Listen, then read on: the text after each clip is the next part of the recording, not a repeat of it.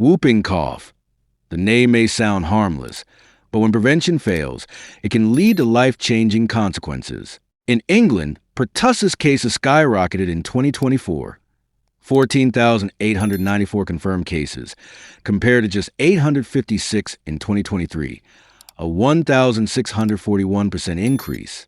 Alarmingly, 58.8% of those 2024 cases were in people aged 15 or older.